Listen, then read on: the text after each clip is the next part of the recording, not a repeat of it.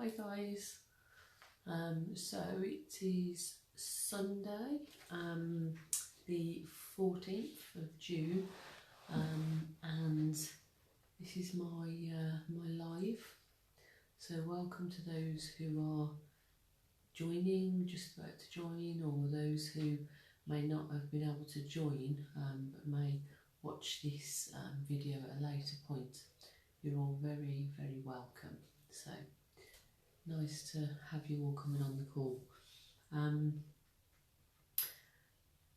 So as some of you may be aware, I had quite a big event that I facilitated and also presented at Thursday 11th of June through the Association for Coaching, and I'd spent a number of months working towards including questionnaires, getting feedback from other coaches, and lots of other things. And originally it was going to be a event face to face.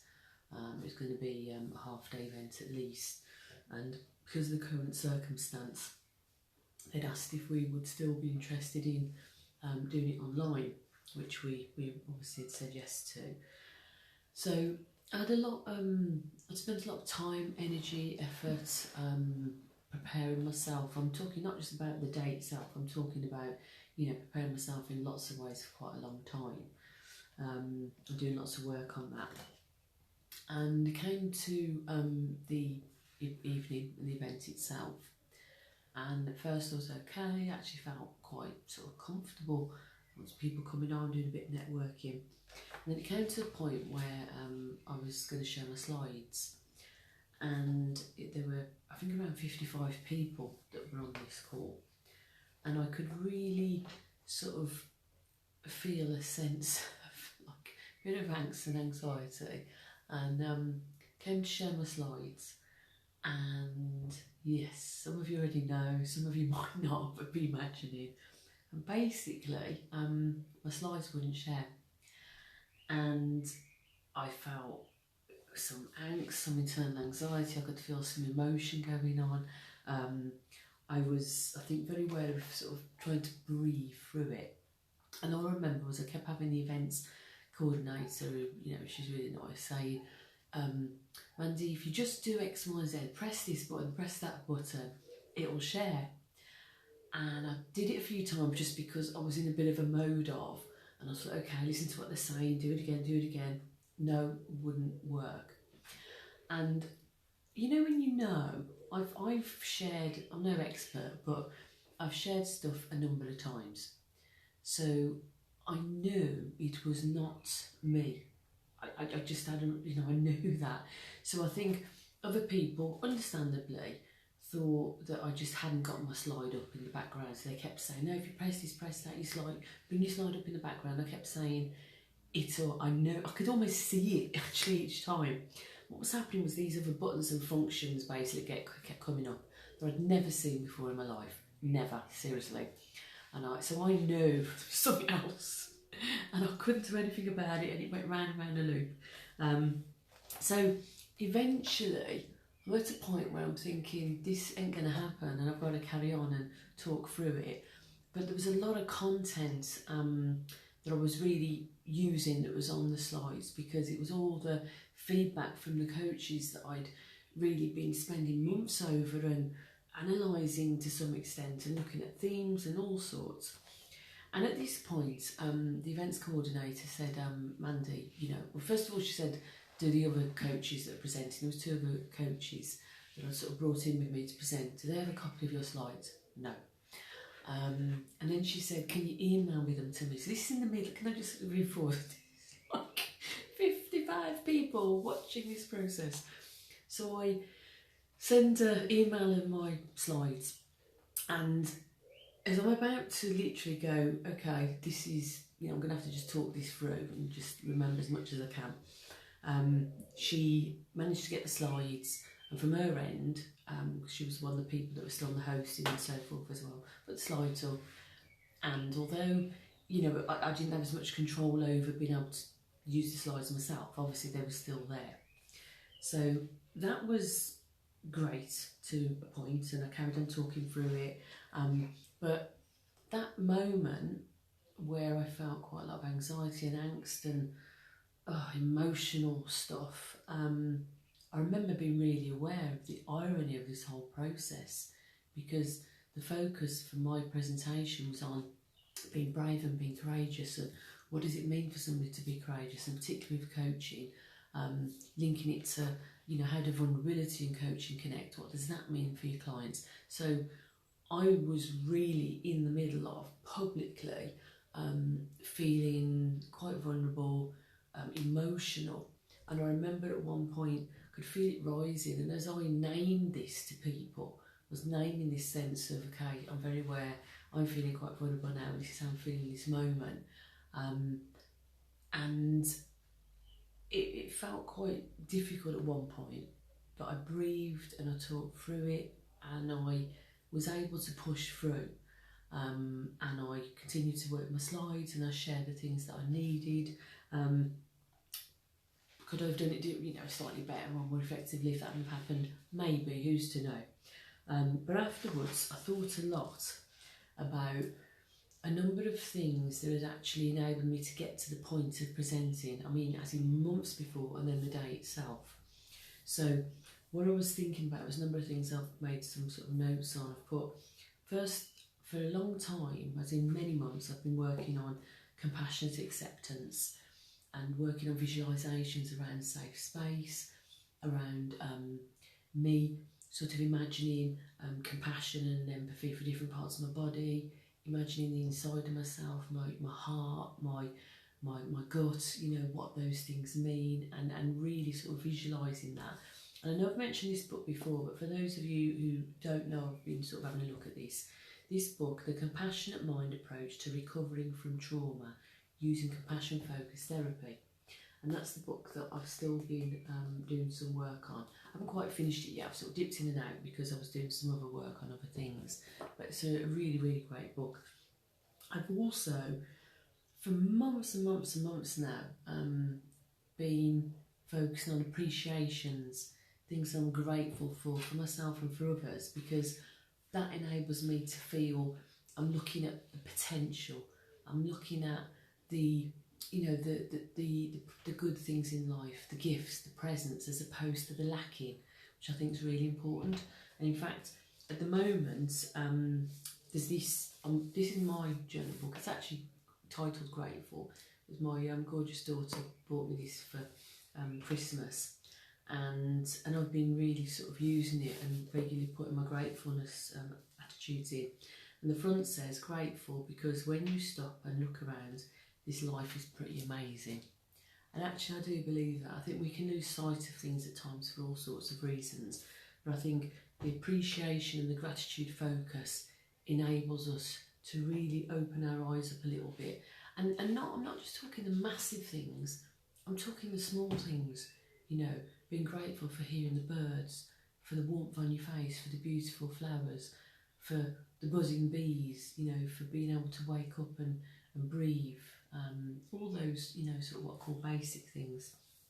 I've also been doing for probably around a year, if not more, I sort of found Brene Brown, which I know a number of you will know about, would have heard of some of her work, and I've really been looking at stuff, reading a lot of stuff, watching talks and so on, and she talks about this sense of letting go of the need to protect. That's the whole piece, you know, as a lot of us within our life for all sorts of reasons build up this armour, and what she's saying is often that sort of prevents you from being able to really connect and be truthful and real to what's important to you. There's also a big piece behind that about, you know, a lot of those things can be related to shame and all sorts of things. And I've read her other book and various other things I've been looking at. I'm just about to actually read another book of hers. For those of you, you know, haven't read it or don't know, or, you know, interested in her work. And this one's called Daring Greatly, but this one is how the courage to be vulnerable transforms the way we live, love, parent and lead. So I'm quite looking forward to reading more of that. Now, the other piece I worked on all around the same time was when on this leadership training, and we created what we called our inner diamond. So we did this visualisation technique, and then we're really looking at, you know, how we want to show up in the world, what's important to us. And part of that, this statement that came from that was around, my strength is in my vulnerability and I do not need to protect myself. Whereas for a long time, I'd seen my actually the strength, i.e., you know, in terms of vulnerability and being sensitive, I'd seen as a weakness, I think, for quite a long time. So I was able to really begin to accept that and take that on board and see that as a strength. And just got a couple of thoughts that I wanted to read to you. I thought about, when I was on that training, what actually enabled me to be brave enough to speak this statement about my vulnerability as my strength. I found at the time it was quite difficult to speak and voice. And I've put here, what enabled me to dig deep, to push through and have the courage to share. And I've put a non-judgmental environment, trust, preparation. So basically we did a number of activities that were like preparing the ground for us to move towards the visualisations and looking at statements. Believing in what I had to offer. I was being encouraged. People were challenging me. They were championing me. And also not allowing me to step back and play small. That was important. And the other piece was about feeling that what enabled me to be brave and courageous was that I was being seen, really seen. I was, you know, I felt quite safe actually, and I felt really held by the people with me. So I just thought that was important, really, you know, to read through and share with you the pieces that enabled me to feel that I could really, you know, dig deep and be brave enough as well. Some of the other pieces that have enabled me to get to this point, to be able to share and be honest and do that event, was being more accepting of all aspects of myself, not just, you know, the things people think, oh, that's nice, or the things people want to see or think you are. It's like all aspects, what I call the good, the bad and the ugly. And I've made reference to this previously about what we call the shadow work, the shadow side. And they're the things that we all have and we all know and we all try and deny. And what happens is, if you don't accept that they're part of you, you're not necessarily going to try and get rid of it, or you may do in the process of your growth. But if you don't actually get rid of it, that's not the piece. The piece is to accept that there are those aspects to ourselves, and it's being human. And the more we can accept that about ourselves, the more we can accept that in others. And there are some cards that I've only just started to do some work with actually. There's lots of stuff out there on this, by the way, but that, I love them. I mean, really, really, Caroline Mice archetype cards, and this I've been using quite a bit around the shadow side and what that means. So that's really sort of useful as well. Now, on the day of the event itself, I also needed to do things to get myself in a good mindset and to feel I was really preparing myself. So I gave myself time, as in I put no other clients in for the whole of the day. I knew I really need to give myself space and time. I rehearsed mentally a number of times, imagined, visualised, talked it through, made some notes. I went through my slides, a number of times. And then about 30 minutes or so before, I noticed I was feeling a little bit of internal anxiety. So I had a book I write in journaling. I made a note of that, note of how I felt, where I felt it. And then what I noticed, it was really interesting, I'd forgotten I've got these biodots that measure your temperature and you put them on your skin. And you genuinely, they're brilliant actually for a visual sort of note. You can watch the colour and do your breathing techniques, and it really can change the colour, which in turn relates to whether you're tense, very tense, relaxed and so on. And when I first put the biodot on my skin, I was the highest, as in, you know, the most tense possible. And so I remember for about 5 minutes doing some really deep breathing. Didn't keep looking at the biodot all the time because that can distract yourself, but after a while looked at it, and by the time I'd done some of the breathing, and obviously I knew I was still going to feel quite tense, I went from very tense to tense. So that was a good feedback for me. I could see it visually and I knew that my breathing was beginning to have some effect. Because sometimes you can know people have told you this is going to work and you can hope it can, but you don't always quite know whether it's making that difference or not. So that really helped as well. Now, I was really mindful that if this would have happened a couple of years ago even, I put here, I'm not sure I'd have managed it so effectively. And in a way, what it did do, because I was able to manage it, and yes, I felt the emotion, I felt the vulnerability, and it was sort of difficult in that moment, but I was able to manage it, and I was able to push through, and I was able to continue and do what I needed to do. So I showed people that had this emotional vulnerability and that was difficult at that time, and I pushed through it and I did it and it was okay. So I really felt that, you know, I'd come quite a long way to be able to do that. Something else I became aware of, it's really interesting, in the moment when it was all going on and I knew I couldn't get my slides up and, you know, there's lots of stuff you're trying to process, I remember hearing a voice saying something along the lines of, oh, I'm going now, or I'm leaving or something. And I remember clocking it, but then because I was zoning out so much else, and I couldn't obviously entertain that as well, I must have just parked it up somewhere. And I think I'd almost perhaps convinced myself maybe I sort of heard it, you know, but didn't really. And then something was said, there was a comment being made, and I had an email from events people at some point. And through that conversation, communication, I realised actually, no, I was right. I knew I did hear what I thought I'd heard, and I'd almost forgotten that in some ways. And then once I realised that actually I did hear this voice, and in fact there was somebody who obviously was at the event who decided to leave, and I knew that had happened. I had a few moments where I kept flitting backwards and forwards between wonder why they left, wonder if they were annoyed, did they think I was unprofessional, chitter chatter. But it didn't last that long, and then I'd like literally I'd go, no man, pause, and I let it go actually quite quickly. And I don't think I'd have done that a couple of years ago. I think it would have left mulling and mulling probably for a longer period of time. And I remember thinking, no, I need to focus on the learning and staying in a healthy place. And so I was really looking at those thought processes in my own mind and going, well, I probably never really know why they left. It could have been for a number of reasons that was nothing to do with me.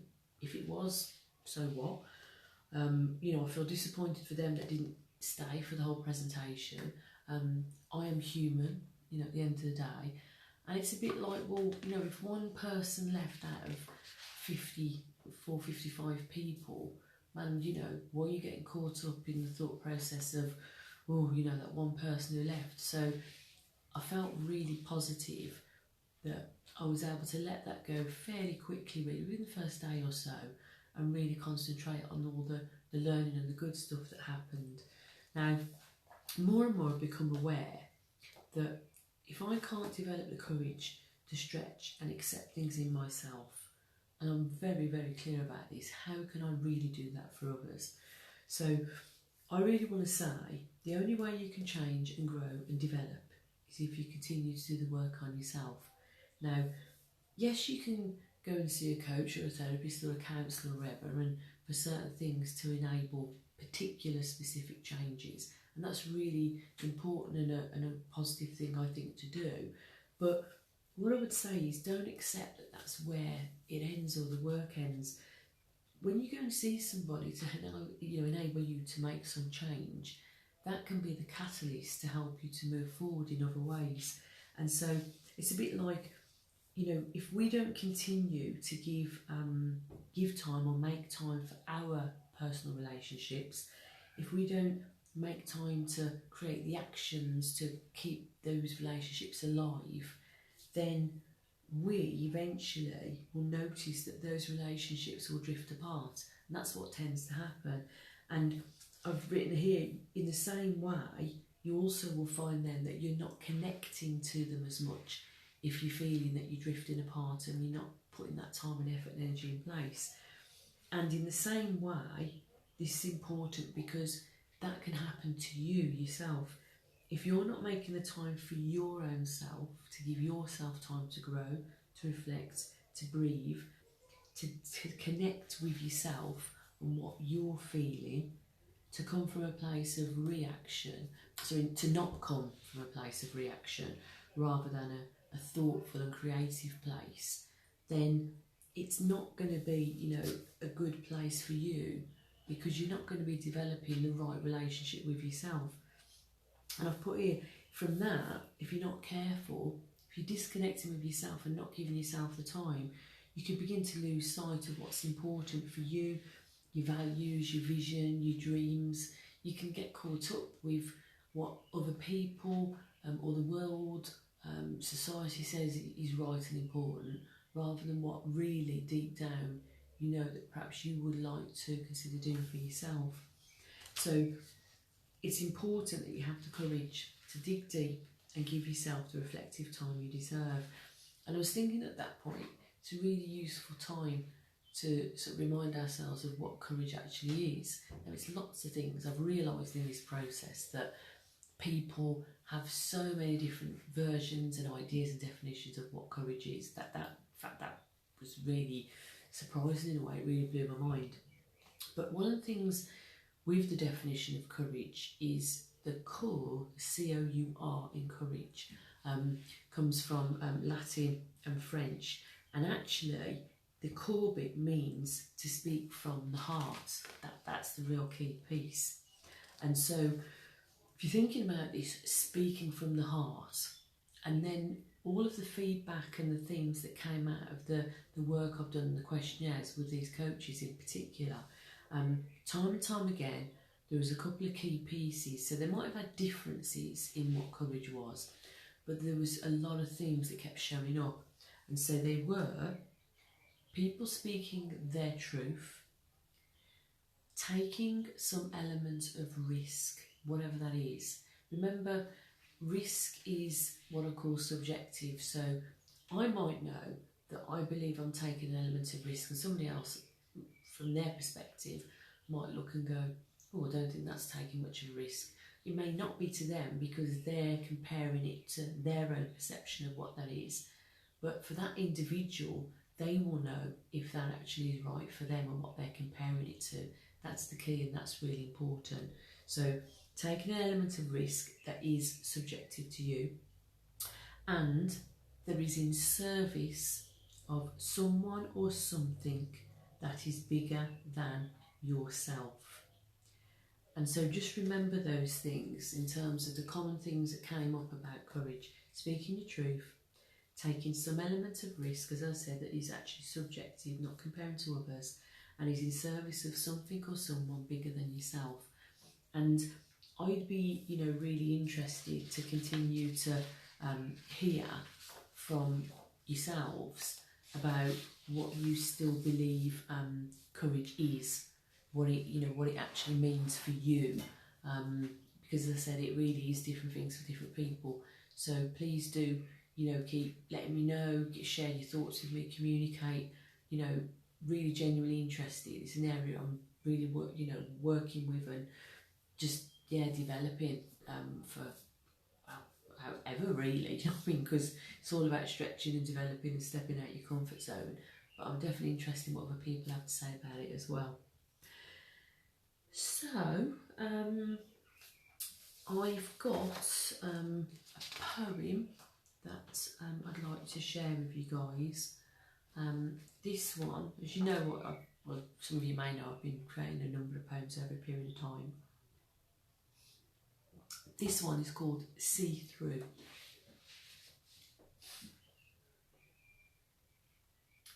See through. Take off. See through what? The mask. Take off what?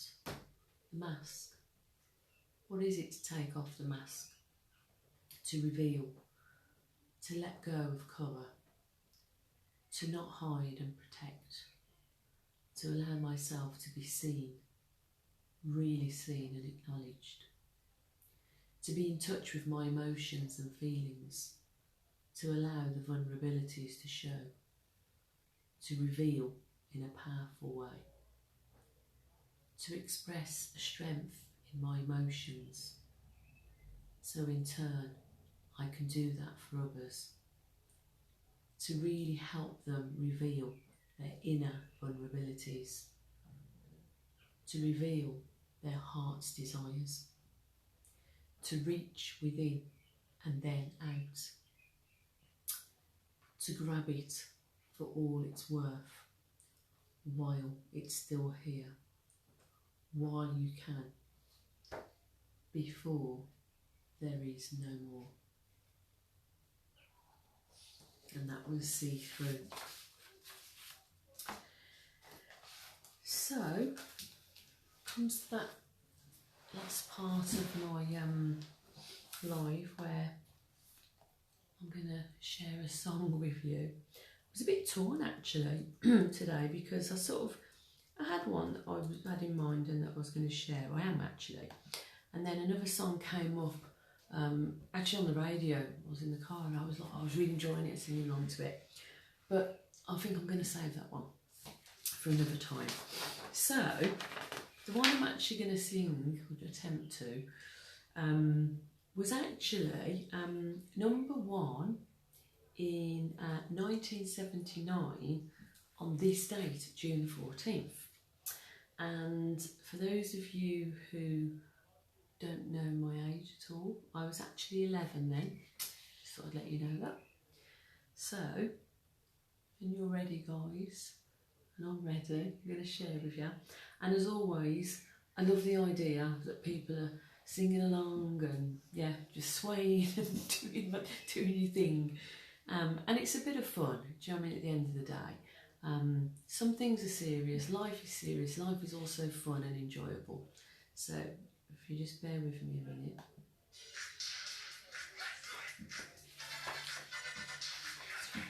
Gotta beat the clock. Ooh, ooh, ooh, ooh. Got a disco, love that disco sound. Move on your body, spinning round and round. Da da da da, dance again, oh no. Da da da da, dance again, oh no. The stars are 45, keep on burning in your eyes, but we can work it out. Remember to twist and shout. Ah ah ah ah. Bum bum bum bum bum bum bum bum. Sugar, sugar, ah honey, honey, you are my candy girl, and you've got me wanting you, honey, ah sugar, sugar,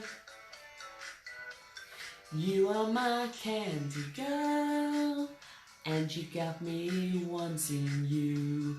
Bum, bum, bum, bum. This happened once before when I came to your door. No reply. Wasn't you, but I saw you peep through your window.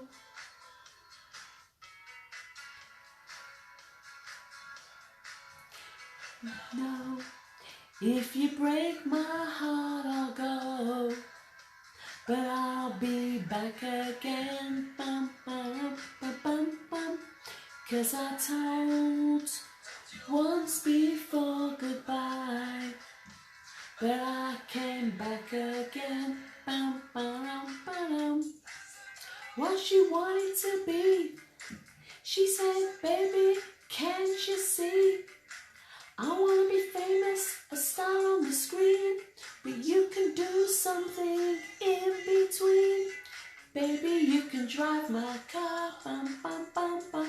Yes, I'm gonna be a star. Baby, you can drive my car, and baby, I love you. Bum, bum, bum. Listen, do you want to know a secret? Do you promise not to tell? Whoa, whoa. Let me whisper in your ear.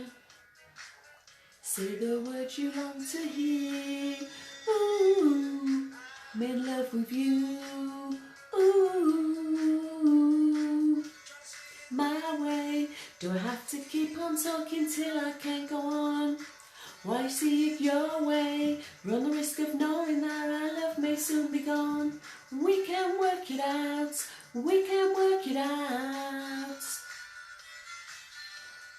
I should have known. Should have known better that a girl like you, that I would love everything that you do. And I do. Hey, hey, hey.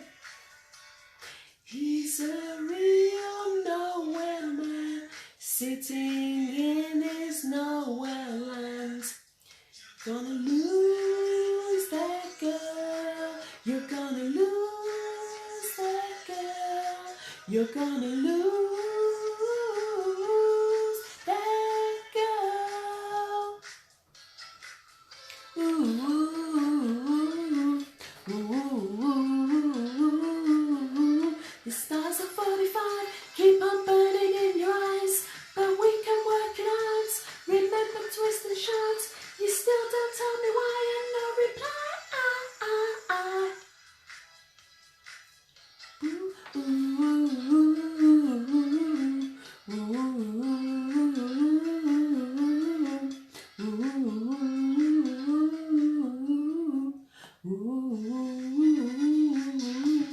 ooh. So that was Stars on 45 in 1979. Well, guys, I had fun. I hope you did. I hope you were also, hope you were a bit inspired. I hope you had some lovely thoughts, memories. I hope it also made you perhaps think a little bit, reflect a little bit for yourself in terms of what courage and bravery and being vulnerable and showing, yeah, your emotion and that real heart part of yourself, really. So thank you for joining me. A privilege as always. I really feel, yeah, thank you. It's really important to know that people take their time out because you feel that, you know, I've got something to offer. So look forward to speaking to you really soon, guys, and please do feel free to add any of your thoughts, your comments about anything that I've shared. Really, really love to hear from you. Take care, lots of love, lots of hugs, sparkle and warmth. Bye.